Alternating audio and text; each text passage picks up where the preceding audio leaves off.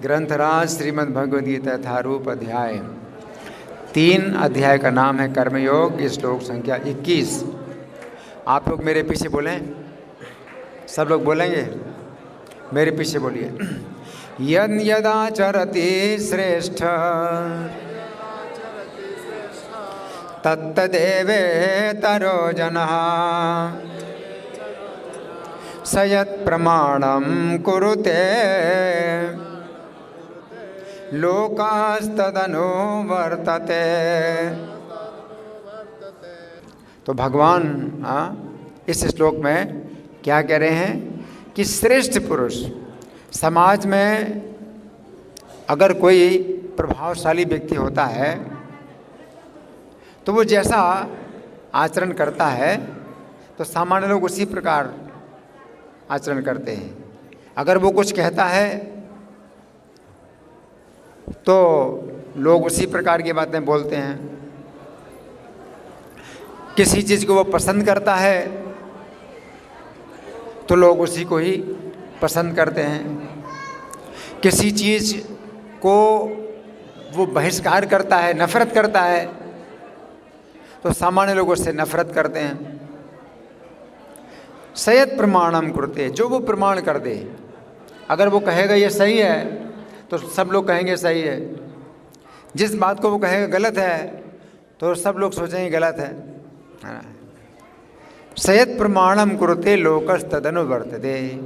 तो जो प्रमाण वो बना देता है, जो कुछ भी प्रमाणित कर देता है, तो सामान्य लोग उसी के अनुसार चलते हैं, उसी बात को मानते हैं। सही गलत का जो निर्णय है उसके द्वारा उसके अनुसार सब लोग सही गलत का निर्णय करते हैं। हम सुनेंगे प्रभुपाद तात्पर्य में क्या लिखते हैं। शीला प्रभुपाद की जय। सामान्य लोगों को सदैव एक ऐसे नेता की आवश्यकता होती है जो व्यावहारिक आचरण द्वारा जनता को शिक्षा दे सके। तो यहाँ प्रभुपाद क्या कह रहे हैं? व्यवहारिक आचरण द्वारा, व्यवहार, उसका व्यवहार होना चाहिए। केवल ये नहीं कि केवल उपदेश दे और व्यवहार ना करे। अगर वो जो है बोलता है कि भाई हरे कृष्ण का जाप करो, माला पर जाप करो, तो लोग भी बोलेंगे कि हाँ माला पर जाप करना चाहिए, लेकिन कोई माला पर जाप नहीं करेगा। और जब वो खुद करेगा माला पर जाप तो फिर लोग भी माला पर जाप करेंगे। अगर वो कहता है ये भगवद गीता यथारूप है, इसको पढ़ना चाहिए, तो सब लोग कहेंगे इस गीता को पढ़ना चाहिए, लेकिन कोई नहीं पढ़ेगा।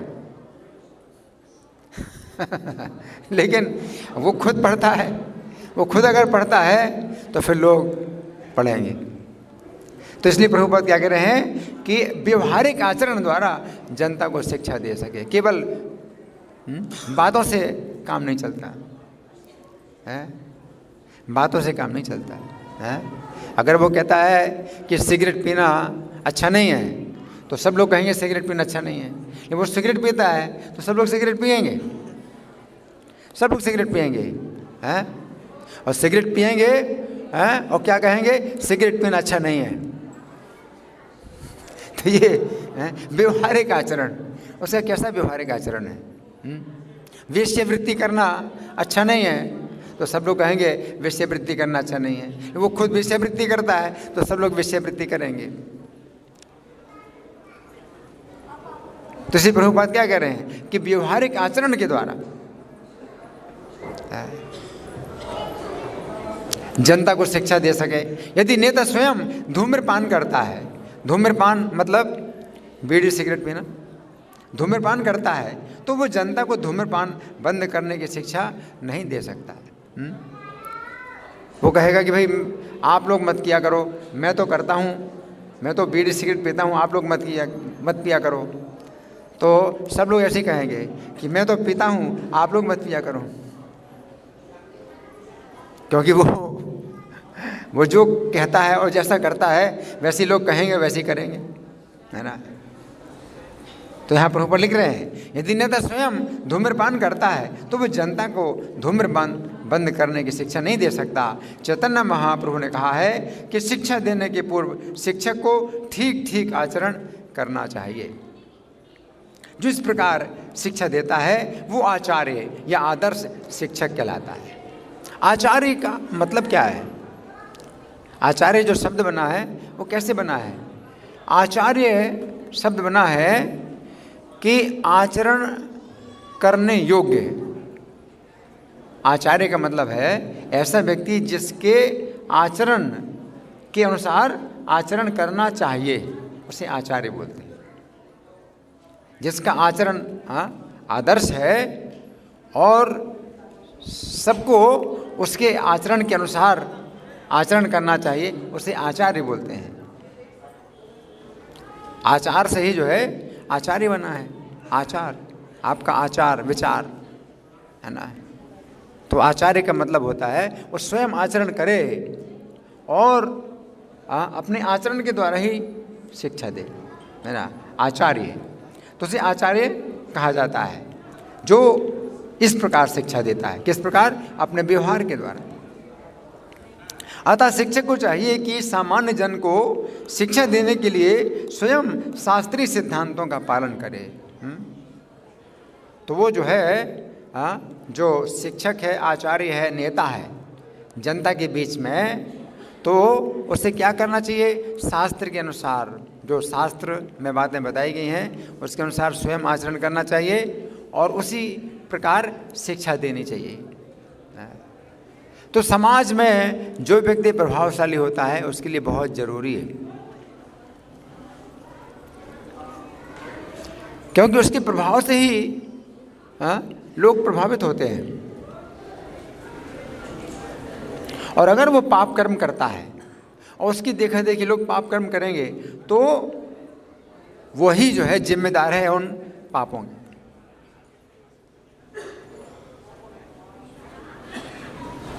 वो खुद पाप कर रहा है, वो तो उसे लगेगा ही पाप, और उसकी देखा देखी जो दूसरे लोग पाप कर रहे हैं वो भी पाप उसको लगेगा,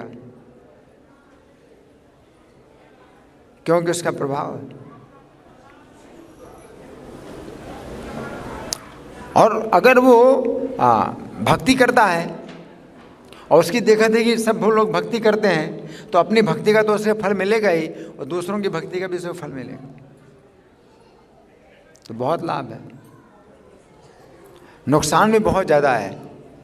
अगर गलती करता है तो अपनी केवल गलती का ही नुकसान नहीं मिलेगा, दूसरे लोग भी गलती करेंगे, उनकी भी गलती का उसे नुकसान लेना पड़ेगा। और जो अच्छा कर्म कर रहा है तो अपने अच्छे कर्म का फल तो मिलेगा ही, और दूसरे लोग भी जो कर रहे हैं उसकी देखा देखी उनका भी उसे फल मिलेगा। तो यहाँ प्रभुपाद लिखते हैं, अतः शिक्षक को चाहिए कि सामान्य जन को शिक्षा देने के लिए स्वयं शास्त्रीय सिद्धांतों का पालन करे। कोई भी शिक्षक प्राचीन प्रामाणिक ग्रंथों के नियमों के विपरीत कोई नियम नहीं बना सकता। जो प्राचीन प्रामाणिक ग्रंथ हैं, प्राचीन प्रामाणिक ग्रंथ हैं तो उनके विपरीत, क्योंकि आजकल बहुत से ग्रंथ लिखे जा रहे हैं जो प्राचीन प्रामाणिक ग्रंथों के अनुसार नहीं है, तो वो प्रामाणिक ग्रंथ नहीं है ना। बहुत से लोग गीता की टीका लिख रहे हैं अपने मनमाने ढंग से, तो वो प्रामाणिक टीकाएँ नहीं हैं गीता की। तो गीता के नाम पर अपने अपने सिद्धांत, जो सही गलत जितनी भी बातें हैं वो गीता के नाम पर लोग जो है चला रहे हैं, तो वो जो है प्रामाणिक नहीं है। प्राचीन प्रामाणिक ग्रंथों के विपरीत कोई नियम नहीं बना सकता। मनु संहिता जैसे प्रामाणिक ग्रंथ मानव समाज के लिए अनुसरणीय आदर्श ग्रंथ हैं। अतः नेता का उपदेश ऐसे आदर्श शास्त्रों के नियमों पर आधारित होना चाहिए। जो व्यक्ति अपनी उन्नति चाहता है उसे महान शिक्षकों द्वारा अभ्यास किए जाने वाले आदर्श नियमों का पालन करना चाहिए। श्रीमद् भागवत भी इसकी पुष्टि करता है कि मनुष्य को महान भक्तों के पद चिन्हों का अनुसरण करना चाहिए और आध्यात्मिक बोध के पथ में प्रगति का यही साधन है। श्रीमद् भागवत में बताया गया है स्वयंभू नारदा शंभु, जो नारद जी हैं, ब्रह्मा जी हैं, शिव जी हैं, ये जो है महाभागवत हैं, तो उनके पद चिन्हों पर चलना चाहिए। मनुष्य को महान भक्तों के पदचिन्हों का अनुसरण करना चाहिए और आध्यात्मिक बोध के पथ में प्रगति का यही साधन है। आध्यात्मिक बोध में प्रगति करना है हमको। हाँ, एक तो है भौतिक शिक्षा, तो भौतिक शिक्षा में तो बहुत प्रगति हो रही, भौतिक शिक्षा में तो बहुत प्रगति हो रही है? और कितनी इसमें टेक्नोलॉजी का जो है विकास हो रहा है, तकनीक, कितनी टेक्नोलॉजी है। कपड़ा, कितने तरह के कपड़े बन रहे हैं, मशीनें कितनी तरह की बन रही, मोबाइल, है ना, तो बहुत टेक्नोलॉजी में तो बहुत उन्नति हो रही है। लेकिन आध्यात्मिक बोध बिल्कुल जीरो। आज की शिक्षा में आध्यात्मिक बोध बिल्कुल जीरो है, क्योंकि वे नहीं मानते हैं, जीवात्मा को नहीं मानते हैं। शरीर के अंदर जीवात्मा है, अगला जीवन, अगला शरीर प्राप्त होता है, अगला जीवन प्राप्त होगा, ये नहीं मानते। आध्यात्मिक बोध बिल्कुल जीरो है आज की शिक्षा में। तो फिर क्या है? पशु। इतनी अच्छी शिक्षा है, शिक्षा में बहुत आगे हैं, लेकिन आध्यात्मिक बोध में जीरो हैं, तो शिक्षित पशु बन रहे हैं। आजकल के जो विद्यालय, महाविद्यालय, विश्वविद्यालय हैं जितने हैं, उनमें लोगों को पशु बनाया जा रहा है और शिक्षा दी जा रही है। तो वो क्या है? शिक्षित पशु हैं। फिर पशु क्या सोचता है कि हम शरीर हैं और शरीर के साथ सब समाप्त हो जाएगा, जबकि शरीर तो क्षण भंगुर है, थोड़े समय के लिए मिला है।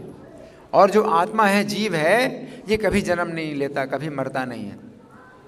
कितने हमने जन्म बिताए हैं और कभी भी ऐसा समय नहीं था जब हम नहीं थे, और ना कभी ऐसा समय होगा जब हम नहीं रहेंगे। तो आत्मा का कितना महत्व है, उस आत्मा को लोग नहीं समझ रहे हैं। आप अपने ही महत्व को नहीं समझ रहे हैं कि आप कभी जन्म नहीं लेते हैं और नित्य हैं, शाश्वत हैं, पुराण हैं। आप अपने को नहीं समझ रहे। तो आध्यात्मिक बोध के बिना आपका जो जीवन है, ये क्या है? पशु का जीवन है। तो आध्यात्मिक बोध में प्रगति, इस प्रभुपाद लिख रहे हैं कि मनुष्य को महान भक्तों के पदचिन्हों का अनुसरण करना चाहिए और आध्यात्मिक बोध के पथ में प्रगति का यही साधन है। आध्यात्मिक बोध कि हमें कैसी गति प्राप्त करनी है।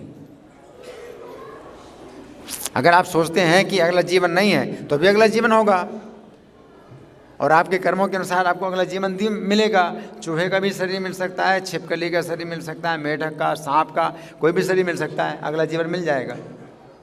आपके मानने ना मानने से कुछ फर्क नहीं पड़ता है। इसलिए ज़्यादा अच्छा ये है कि मानो और विचार करो कि सबसे अच्छी गति क्या हो सकती है जो हमें प्राप्त करना है, उसके लिए हमें क्या करना है।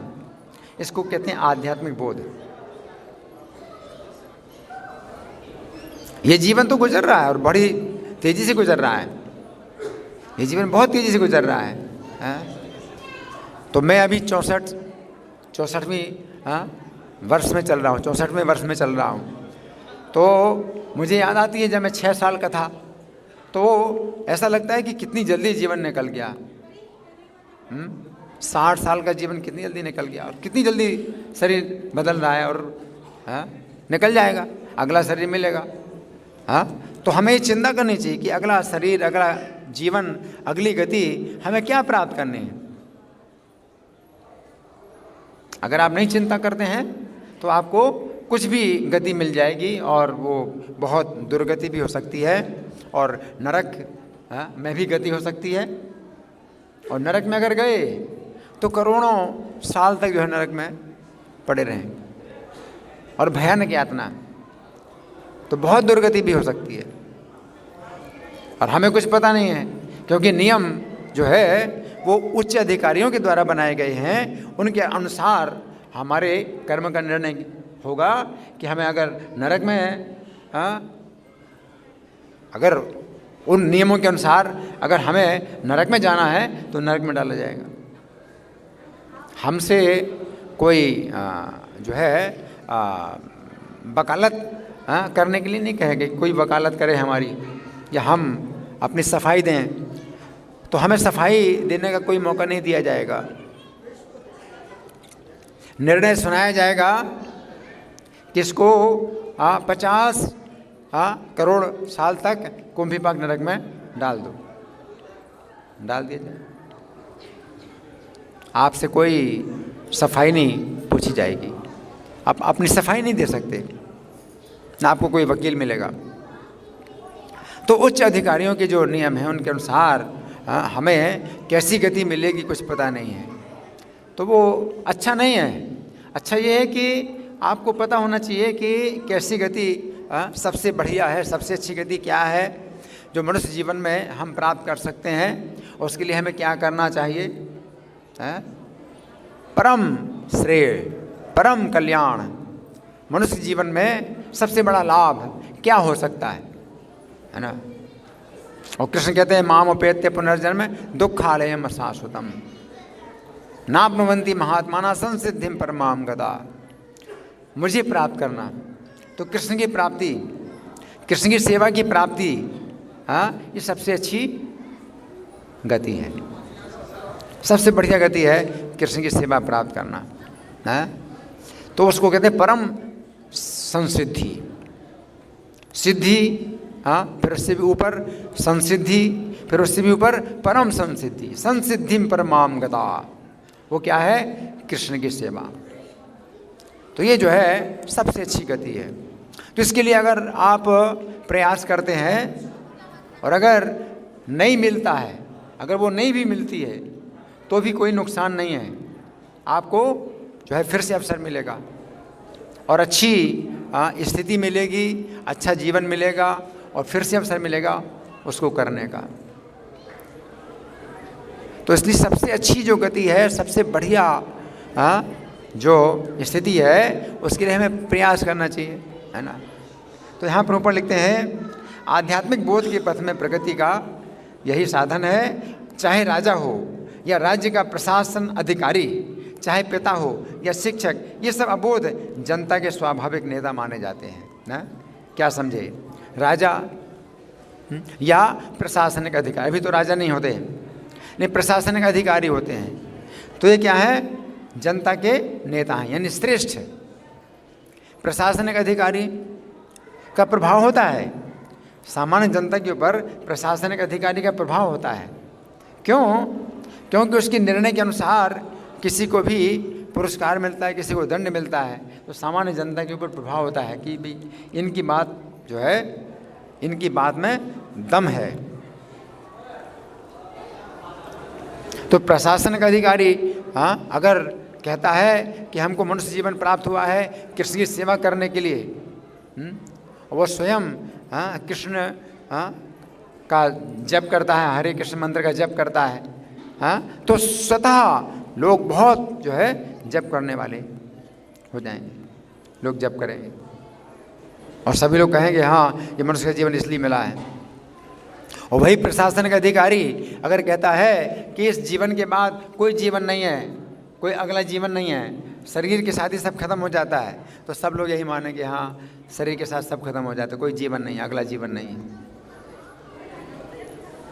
क्या पिता बच्चे का पिता है तो बच्चा जो है पिता को ही प्रमाण मानता है, पिता से ही पूछता है कुछ बातें, और पिता कहता है कि हाँ ये जीवन तो इंद्रिय तृप्ति करने के लिए मिला है, और इस जीवन के बाद कोई अगला जीवन नहीं है, तो बच्चा यही मानता है हाँ इंद्रिय तृप्ति करना।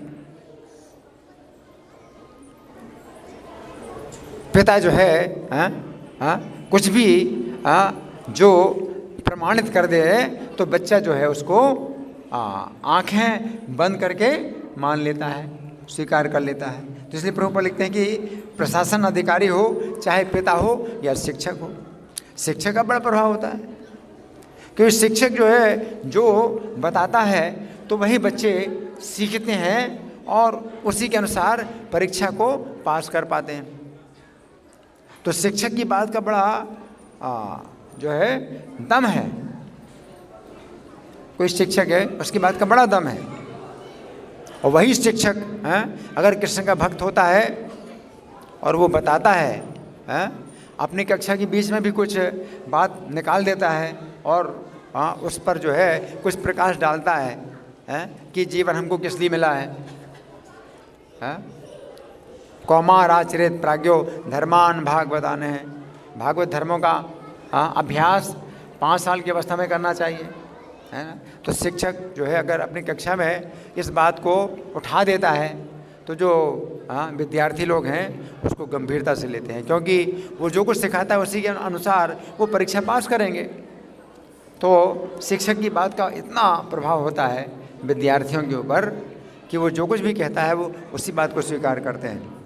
शिक्षक ये सब अबोध जनता के स्वाभाविक नेता माने जाते हैं, श्रेष्ठ। इन सब का अपने आश्रितों के प्रति महान उत्तरदायित्व रहता है, अतः इन्हें नैतिक और आध्यात्मिक संहिता संबंधी आदर्श ग्रंथों से सुपरिचित होना चाहिए। तो यहाँ प्रभुपाद का तात्पर्य समाप्त हुआ। अब इस श्लोक पर जो हमने व्याख्या लिखी है तो उसमें से कुछ बातें सुनाऊंगा, क्योंकि इतना समय नहीं है कि पूरी व्याख्या सुनाऊं। ये श्री भगवान ने कहा पुस्तक है, तो इसमें एक एक श्लोक पर जो व्याख्या लिखी गई है तो आप लोग बड़े ध्यान से सुने। श्रीमद् भागवत में मैत्रेय मुनि विदुर जी से कहते हैं कि पृथु महाराज ने 4 कुमारों के चरणों के धोवन को लेकर अपने सिर पर छिड़का। कौन है? राजा। पृथु महाराज एक राजा हैं। जनता के बीच में वो क्या कर रहे हैं? जो विशेष श्रेष्ठ ब्राह्मण हैं 4 कुमार हैं, तो उनके चरणों को धोया और अपने सिर में छिड़का। तो जनता के ऊपर कैसा प्रभाव पड़ा? तो ये जो है अपने व्यवहार से शिक्षा दे रहे हैं। ऐसे शिष्ट आचरण से राजा ने आदर्श पुरुष की तरह ये प्रदर्शित किया कि सम्मानित पुरुषों का किस प्रकार सम्मान करना चाहिए। कोई सम्मानित पुरुष होता है तो हमें कैसे सम्मान करना है। इस श्लोक के तात्पर्य में श्रील प्रभुपाद लिखते हैं, श्री चैतन्य महाप्रभु ने कहा, आपनी आचरी प्रभु जीव रे सिखाए। तो चैतन्य महाप्रभु भी जैसे पृथु महाराज अपने आचरण के द्वारा जनता को शिक्षा दे रहे हैं, तो चैतन्य महाप्रभु भी स्वयं भगवान है। उन्हें कुछ भी अपने लिए आवश्यकता नहीं है। भगवान चैतन्य को अपने लिए कुछ भी करने की आवश्यकता नहीं है, वे तो भगवान है। भगवान की थोड़ी कोई दुर्गति होती है, वे शास्त्रों से ऊपर हैं, लेकिन फिर भी भगवान चैतन्य शास्त्रों के अनुसार आचरण करके जीवों को शिक्षा दे रहे हैं। आपनी आचरी प्रभु जीवे रे सिखाए। ये सर्वविदित है कि श्री चैतन्य महाप्रभु ने आचार्य के रूप में वही शिक्षा दी जिसको वे अपने जीवन में उतारते थे। यद्यपि अनेक महापुरुषों ने उन्हें श्री कृष्ण के अवतार के रूप में पहचान लिया था। तो भगवान चैतन्य कितनी शिक्षा देते हैं। उनके मुख से हमेशा कृष्ण नाम निकलता था। श्री चैतन्य के मुख से हमेशा कृष्ण नाम निकलता था, है ना। तो एक बार जब वो बाथरूम जाते हैं मूत्र त्याग करने, तो अपनी जीभ को दांत से दबा लेते हैं। क्यों? क्योंकि अशुद्ध कार्य के समय जो है हरि नाम नहीं निकलना चाहिए, कृष्ण नाम नहीं लेना चाहिए। तो जीभ को दबा दिया ताकि जीवा जो है कृष्ण नाम ना ले। भाई मल मूत्र त्याग करते समय कृष्ण का नाम नहीं लेना चाहिए, लेकिन शास्त्रों में तो बताया है कि हर अवस्था में कृष्ण का नाम लेना है। अपवित्रः पवित्रो वा सर्वावस्थाम गतो पिबा। वैदिक मंत्रों के लिए नहीं है कि वैदिक मंत्रों का उच्चारण किया जाए, लेकिन कृष्ण के नाम में ऐसी बात नहीं है, तो हर समय लेना है। तो एक बालक था, तो उसने जब चैतन्य महाप्रभु को ऐसा देखा कि भगवान जा रहे हैं बाथरूम, तो अपने जीभ को दांत से दबाए हुए हैं। तो उसने कहा कि महाप्रभु आपने ऐसा क्यों किया? तो महाप्रभु ने कहा कि देखो मैं अशुद्ध कार्य करने जा रहा हूँ, तो ये शुद्ध नाम जो कृष्ण का है ये मेरी जिह्वा ना ले, इसलिए मैंने दांतों से अपनी जिह्वा को दबाया। तो उस बालक ने कहा कि महाप्रभु अगर ऐसे में ही शरीर छूट जाए तो फिर हमारी क्या गति, हमारी कैसी सुरक्षा होगी? कृष्ण का नाम तो हर समय लेना है और शरीर कभी भी छूट सकता है। तो चैतन्य महाप्रभु ने कहा ओहो, तुमने बिल्कुल ठीक कहा, तुम मेरे गुरु हो। भगवान स्वयं एक बच्चे को अपना गुरु बना दे, ये शिक्षा दी। क्या शिक्षा दी? अगर एक बच्चा भी जो है सही बात बोले तो ये नहीं है तू छोटा कल का जो है पैदा हुआ, मुझको सिखा रहा है। ऐसे बोलते हैं ना, अगर बच्चा कुछ बोले कल का छोकरा मुझे सिखा रहा है, ऐसा नहीं है ना। तो भगवान ने शिक्षा दी कि कोई सही अगर शिक्षा मिले और किसी बच्चे से भी मिले तो क्या स्वीकार करूं। तो भगवान जो है उसको कहते हैं गोपाल गुरु। वो बड़े जब हुए तो गोपाल गुरु गोस्वामी के नाम से प्रसिद्ध हुए।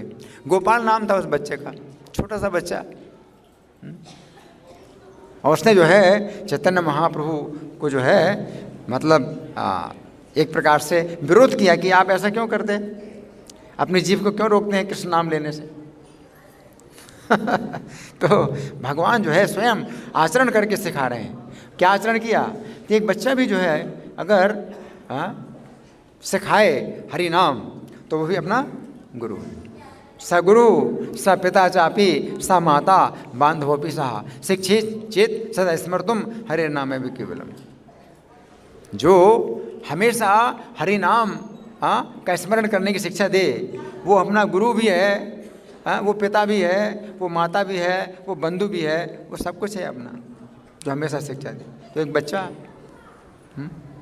बच्चा बोल रहा है और बच्चे ने जो है भगवान को जो है टोक दिया और भगवान जो है उसको गुरु मानते।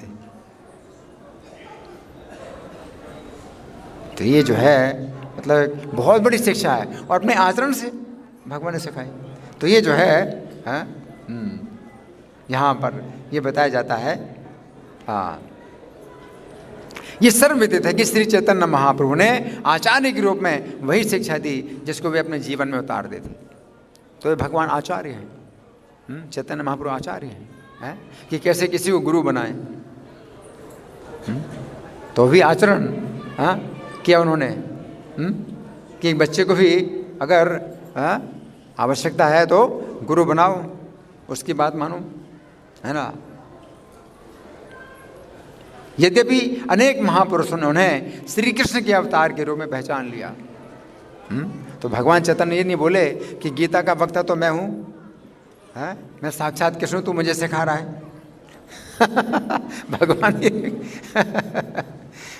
भगवान स्वयं जो गीता का उपदेश देने वाले हैं वे एक बच्चे को अपना गुरु बना रहे हैं।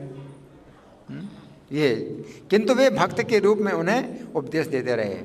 भगवान चैतन्य वे कभी भी अवतारी कहलाना पसंद नहीं करते थे कि वे अवतारों के भी अवतारी, केवल अवतार नहीं है चैतन्य महाप्रभु, है अवतार तो बहुत से हैं, ये अवतारों के भी अवतारी कौन है? चैतन्य महाप्रभु हैं अवतारी। तो वे पसंद नहीं करते थे कि कोई उनको अवतारी कहे। पृथु महाराज आदर्श वैष्णव राजा थे, अतः वे अपने आचरण से दूसरों को सिखाना चाहते थे कि कुमारों के समान महापुरुषों का किस प्रकार स्वागत सत्कार करना चाहिए। ये वैदिक प्रथा है कि जब कोई साधु पुरुष किसी के घर जाए तो चरण पखार कर चरण जल को अपने तथा परिवार के व्यक्तियों के सिर के ऊपर छिड़के। पृथु महाराज ने ऐसा किया क्योंकि वे जनता के आदर्श शिक्षक थे। श्रीमद् भागवत के तात्पर्य में श्रील प्रभुपाद लिखते हैं, इस संबंध में एक अन्य प्रश्न पूछा जा सकता है जो कि पृथु महाराज शक्त्यावेश अवतार हैं। पृथु महाराज वो वैसे अवतार तो नहीं चैतन्य महाप्रभु की तरह, लेकिन शक्ति आवेश अवतार हैं। शक्ति आवेश का मतलब है किसी जीव के अंदर भगवान अगर शक्ति दे दें तो वो भी भगवान की तरह कार्य कर सकता है, तो उसको शक्ति आवेश अवतार। तो पृथु महाराज विष्णु तत्व नहीं है, जीव तत्व हैं, लेकिन भगवान की शक्ति से आवेशित अवतार है। चूंकि पृथु महाराज शक्त्यावेश अवतार थे, अतः प्रभु बनने के लिए उन्हें विधि विधानों का आचरण करने की कोई आवश्यकता नहीं थी, चूँकि वे इस पृथ्वी पर आदर्श राजा के रूप में प्रकट हुए थे और चूँकि राजा का कर्तव्य है कि वह प्रजा को भक्ति करने का आदेश दे, अतः उन्होंने अन्यों को शिक्षा देने के लिए भक्ति के विधि विधानों का पालन किया। इसी प्रकार यद्यपि चैतन्य महाप्रभु स्वयं कृष्ण थे, किंतु उन्होंने हमें शिक्षा दी कि किस प्रकार भक्त के रूप में श्री कृष्ण तक पहुंचा जाए। कहा गया है, आपनी आचरी भक्ति सिखाई नु सवारे। चैतन्य महाप्रभु के बारे में क्या कहा गया है? आपनी आचरी भक्ति सिखाई नु सवारे। भगवान चैतन्य महाप्रभु ने अपने व्यक्तिगत आचरण के माध्यम से आदर्श प्रस्तुत करते हुए अन्यों के समक्ष भक्ति की विधि की शिक्षा दी। इसी प्रकार पृथु महाराज यद्यपि शक्तावेश अवतार थे, फिर भी उन्होंने प्रभु का पद प्राप्त करने के लिए एक भक्त का सा आचरण किया। तो इस तरह से काफ़ी इसमें बातें लिखी हुई हैं, तो अभी समय इतना नहीं है। तो अब मैं चाहूँगा कि आप लोगों की ओर से कोई प्रश्न है, कोई चर्चा है, या मैं प्रश्न करूं? हाँ जी। अच्छा, वो हैंड माइक है क्या? हैंड माइक इनको दीजिए, इनका प्रश्न चालू है।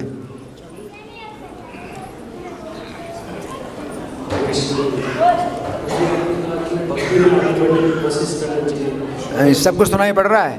थोड़ा जोर से बोलो। जी, आपने कहा कि भक्ति में आगे बढ़ने की कोशिश करना चाहिए, और अगर कोशिश करते हैं और जीवन फिर भी सफल नहीं हो पाता है तो भगवान और अच्छी अपॉर्चुनिटी देगा। लेकिन हम देखते हैं कि हर दिन कलयुग बढ़ता ही जा रहा है, और अगर आज से 5000 साल बाद 10,000 साल बाद जन्म हुआ तो स्थिति तो बहुत खराब होगी। तो उसको कैसे समझना चाहिए? ऐसा है कि अगर आप भक्ति करते हैं तो आपकी जो है रक्षा होगी, और कोई ज़रूरी नहीं कि आप इस पृथ्वी में होंगे। प्राप्त पुण्य कृताम लोकान उषित्वा शाश्वती समा, पुण्यवानों के लोक में भी जाएंगे। कोई भक्ति अगर करता है, जैसे जियानंद प्रभु ने अपना शरीर छोड़ा, तो प्रभुपाद के समय में, प्रभुपाद के ही समय में जो है उन्होंने अपना शरीर छोड़ा था, तो प्रभुपाद ने उनको पत्र लिखा था कि तुम या तो भगवान के धाम चले गए हो, अगर भगवान के धाम नहीं चले गए और कुछ भौतिक इच्छाओं का अगर लेस मात्र रहा है, तो भी उच्च लोगों की प्राप्ति करोगे, और उच्च लोगों से फिर सीधे वहाँ जा सकते हो। जैसे कि नलकुबर मणिग्रीव कुबेर के पुत्र थे, तो इस पृथ्वी के निवासी नहीं थे। तो जब भगवान कृष्ण ने उनका उद्धार किया, वृक्ष की योनि में आ गए थे, वृक्ष की योनि से उद्धार किया, तो अब जा रहे थे कहाँ? ऊपर के लोक में जा रहे थे, अपने पिता के पास। कुबेर के पुत्र थे तो ऊपर के लोक में जा रहे थे। उन्होंने भगवान से प्रार्थना की कि हमारी वाणी आपका गुणगान करे, हमारे कान आपकी कथा सुने, तो हम जहाँ भी रहें तो हमारी वाणी आपका गुणगान करे, हमारे कान आपकी कथा सुने। तो उन्होंने ये भगवान से वरदान मांगा। तो स्वर्ग में जो लोग जाते हैं तो उनके लिए अवसर नहीं है भगवान का गुणगान करने का, क्योंकि बहुत भोग होते हैं, अपने पुण्य को जो है वो भोग लेते हैं, उनके पुण्य क्षीण हो जाते हैं भोगों के द्वारा ही। वहाँ बहुत भोग है स्वर्ग में। लेकिन स्वर्ग में भी उन्होंने भगवान से प्रार्थना की कि हम स्वर्ग जा रहे हैं, लेकिन स्वर्ग में हम जाएं या कहीं भी जाएं, हमें जो है आप ऐसी कृपा करें कि हमारी वाणी आपका गुणगान करे। तो स्वर्ग में भी वो गए तो भोगों से वो प्रभावित आकर्षित नहीं हुए और भगवान का गुणगान करते, और स्वर्ग से फिर गोलोक धाम चले गए और वहाँ जो है भगवान के कथाकार बन गए, गोलोक धाम में चले गए। तो ऐसा जरूरी नहीं है कि आप मनुष्य का ही जन्म मिलेगा। अगर इस पृथ्वी में मनुष्य का जन्म मिला तो भी कलयुग में भी जो भगवान की भक्ति है तो वो रहती है, और जैसे जैसे कलयुग बढ़ता जा रहा है वैसे वैसे चैतन्य महाप्रभु का आंदोलन भी फैलता जा रहा है ना। 10,000 साल तक तो फैलता रहेगा, तो उसके बाद 10,000 साल के बाद भी ये जो है बना रहेगा। तो ऐसी कोई बात नहीं है कि भक्ति नहीं रहेगी, भक्ति रहेगी। कलयुग में भक्ति रहेगी, और कलयुग के अंत में भी जो असुर लोग होंगे उनका भगवान कल के भगवान वध करेंगे, और जो भक्त होंगे उनकी रक्षा करेंगे। तो ऐसी बात नहीं है। द्वभूत सर्गो लोकेस्मिन् देव आसुर एव च, इस सृष्टि में हमेशा दो प्रकार के लोग होते ही हैं। तो ऐसी कोई बात नहीं कि पृथ्वी में अगर जन्म लिया तो बहुत खराब दशा होगी, ऐसी बात नहीं है। तो पृथ्वी में भी अगर जन्म लिया और कलयुग बहुत बढ़ जाता है तो भी भक्तों का जो समाज है वो रहता है ना। और बाकी पृथ्वी के ऊपर भी बहुत से स्थान हैं, तो वहाँ भी भक्त होते हैं। देवताओं में भी जो है भगवान के भक्त होते हैं। तो अगर पुण्यों से कोई व्यक्ति ऊंचे लोकों में जाता है तो वहाँ भी भोग भी हैं कि चाहो तो भोग करो और भोगों में अपना सब पुण्य छीन करके फिर मनुष्य जन्म में प्राप्त करो। और या दूसरा आपके पास चुनाव है कि भोगों से आप आकर्षित ना हो और भक्ति करें, तो वहाँ कौन रोकने वाला है? तो स्वर्ग में कौन रोकने वाला है अगर आप भक्ति करें? तो बहुत से देवता हैं वो स्वर्ग से भगवान को जो फूलों की वर्षा करते हैं वो आते हैं और भगवान की लीलाएं देखते रहते हैं। चैतन्य महाप्रभु लीलाएं देवता लोग रोज़ देखने के लिए आते थे और शाम को वापस जाते थे। तो देवता लोग भी जो है स्वर्ग से आते हैं और भगवान की लीलाओं को देखते हैं जब भगवान हो। इसका मतलब है कि स्वर्ग में भी भक्ति है। हालांकि भक्ति बड़ा मुश्किल है, भगवान की अगर कृपा ना हो तो आप स्वर्ग में भी भक्ति नहीं कर सकते, लेकिन भक्ति है। और मनुष्य लोक में भी भक्ति है, यहाँ तक कि कुत्ते और जो पशु पक्षी हैं उनकी योनि में भी अगर कोई चला जाए तो अगर भगवान की कृपा हुई तो उसमें भी वो भक्ति कर सकता है ना। इसलिए भक्त तो यही प्रार्थना करता है, दिविवा भुविवा ममास्तु वासो, चाहे मैं स्वर्ग में जाऊं और चाहे पृथ्वी में, नरकेवा या नरक में ही जाऊं। अब धूरित शारदार बिंदो चरणों तिम्रने भी चिंतयामी। तो आपका चरणों का चिंतन अगर मुझे बना रहे तो नरक में या पृथ्वी में या स्वर्ग में कहीं भी रहूं, फिर मेरी कोई शिकायत नहीं। चरणों ते मरने भी चिंतयामी, मरण काल तक आपके चरणों का चिंतन अगर बना रहे तो चाहे नरक में रहूं, चाहे पृथ्वी में रहूं, चाहे स्वर्ग में रहूं, मुझे कुछ मांग नहीं, मेरा कोई चुनाव नहीं है कि मुझे स्वर्ग में जाना है या पृथ्वी में या नरक में, मुझे कुछ अंतर नहीं है। तो ये जो है हमारी प्रार्थना होनी चाहिए। तो अगर आपने गंभीरतापूर्वक भक्ति को अपनाया है और कुछ गलती हो जाए, जैसे भरत महाराज वो गंभीरता से भगवान की भक्ति कर रहे थे और राज्य भी छोड़ दिया, पत्नी छोड़ दिए, पुत्र छोड़ दिए, सब संपत्ति ऐश्वर्य छोड़ दिया, और जंगल में भजन कर रहे हैं। ये हरण में आसक्त हो गए, हरण का शरीर मिल गया। तो हरण के शरीर में भी अब हरणों की तरह वो जो है हरणी के पीछे नहीं भाग रहे थे, वो उस समय उसमें भी जो है वो तपस्या में लगे रहे, इंद्रिय तृप्ति में नहीं लगे। हरण के शरीर में भी उनको याद रहा कि क्या गलती की थी, उन्हें हरण का शरीर मिल गया। तो इस प्रकार से पतन भी पतन नहीं माना जाता। हालांकि पतन हो गया कि हरण के शरीर में, लेकिन हरण के शरीर में भी उनको याद रहा, तो फिर ये पतन नहीं है। और उनको लक्ष्य का पता था कि मेरा लक्ष्य क्या था और मैं लक्ष्य से गिर गया। तो ये भी एक बहुत बड़ी उपलब्धि है कि आपके लक्ष्य का जो है आपको पता है, लक्ष्य का आप चिंतन कर रहे हैं कि लक्ष्य क्या है, मुझे कृष्ण की प्राप्ति करनी, ये लक्ष्य है ना। तो अगर हम भक्ति करते हैं गंभीरतापूर्वक, तो जैसे गजेंद्र था तो राजा इंद्र तुम थे, हाथी बन गए। लेकिन हाथी की योनि में भी जब संकट में पड़े और मगरमच्छ ने पैर पकड़ा तो उनको पिछले जन्म का संस्कार उनको आ गया, मिल गया, और वो भगवान का जो है स्मरण किया उन्होंने, और भगवान ने स्वयं दर्शन दिया। एक हाथी की योनि में भगवान स्वयं आए रक्षा करने के लिए। सोचिए, एक हाथी को भगवान स्वयं आए रक्षा करने के लिए। हमारी रक्षा भगवान करा देते हैं किसी के माध्यम से, भगवान के पास कई उपाय हैं रक्षा करने की, भगवान को आने की क्या ज़रूरत है। लेकिन एक हाथी को भगवान स्वयं आए उसकी रक्षा करने के लिए, अपने हाथ से उस हाथी को सरोवर से बाहर निकाला, मगरमच्छ भी बाहर निकला। वो मगरमच्छ नहीं छोड़ रहा था हाथी के पैर को, तो भगवान ने चक्र से उसका सिर काटा, गला काटा, हाथी को जो है निकाला। तो भगवान जो है मतलब इतनी कृपा एक हाथी के ऊपर भी कर सकते हैं, तो कितना सौभाग्य।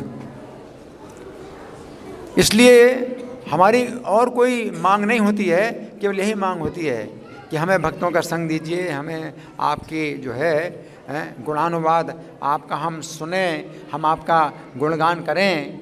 यही जो है हमारी अगर प्रार्थना हो तो किसी भी स्थिति में रहें तो फिर कोई चिंता नहीं है ना।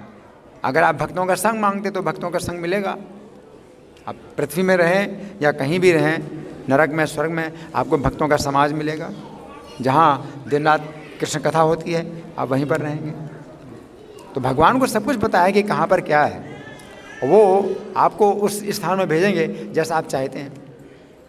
अगर आप जो है ऐसे शराबियों के समाज में रहना चाहते हैं तो भगवान को पता है आपको शराबियों के समाज में जन्म देंगे। अगर आप चाहते हैं मांसाहारियों का समाज चाहते हैं तो भगवान को पता है आपको मांसाहारियों के समाज में जन्म देंगे। व्यभिचार, मांसाहार, नशा, जो चाहते हैं वो आपको मिलेगा। तो भगवान की इस सृष्टि में किसी चीज़ की कमी नहीं है। आप क्या चाहते हैं, है ना। तो इसलिए आपको चिंता करने की ज़रूरत नहीं है कि आगे 10,000 साल के बाद या जो है 20,000 साल के बाद क्या होगा, इसकी चिंता की ज़रूरत नहीं है। भगवान की सृष्टि में किसी चीज़ की कमी नहीं है और आपको वो स्थान पता भी नहीं है। आपको तो सब स्थान भी पता नहीं है। इस पृथ्वी में कितने स्थान हैं जो दिखाई नहीं पड़ रहे हैं, लेकिन वो हैं। उनका वर्णन शास्त्रों में है। 7 द्वीप हैं, 7 समुद्र हैं, क्षीर समुद्र भी है, 7 समुद्र हैं, 7 द्वीप हैं। उनका जो है वो दिखाई नहीं पड़ रहे हैं। तो वो सब स्थान इस पृथ्वी में हैं। तो आपको तो कुछ भी पता नहीं है। और उन स्थानों में कलयुग का प्रभाव भी नहीं है। कलयुग का प्रभाव तो केवल इसी में ही है, भारतवर्ष में ही है। बाकी जो दूसरे वर्षों में कलयुग का प्रभाव भी नहीं। दूसरे वर्षों में तो 10,000 साल की आयु होती है हर व्यक्ति की। वो सब स्थान है, हमें नहीं दिखाई पड़ रहे हैं। तो इसलिए कोई चिंता की बात नहीं है कि आप जो है ऐसे स्थान में रहेंगे कलयुग का जहाँ प्रभाव होगा, तो ऐसी बात नहीं है। ठीक है, धन्यवाद। ग्रंथराज श्रीमद् भगवद गीता की जय, श्रील प्रभुपाद की जय।